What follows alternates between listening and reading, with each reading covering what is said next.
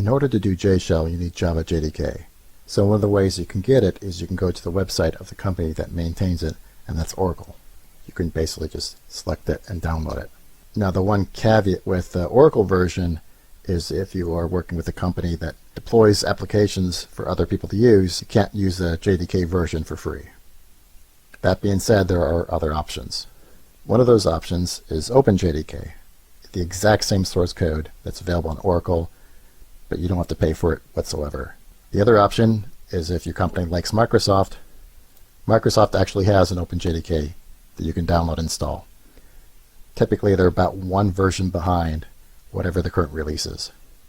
Still, yet another option is you can go and download an IDE, integrated development environment, such as Eclipse.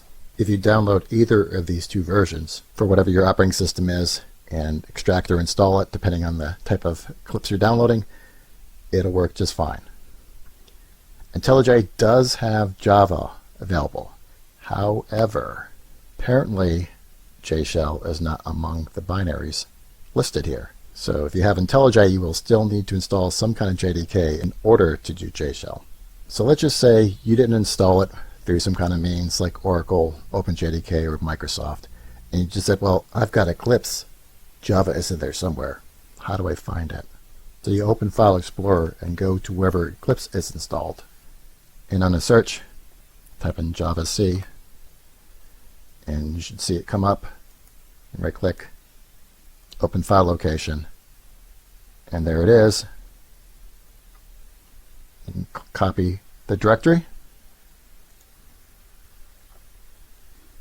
go to command line,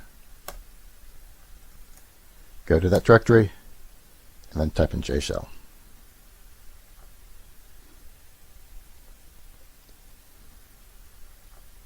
In the next video, I will show you stuff you can do inside of JShell.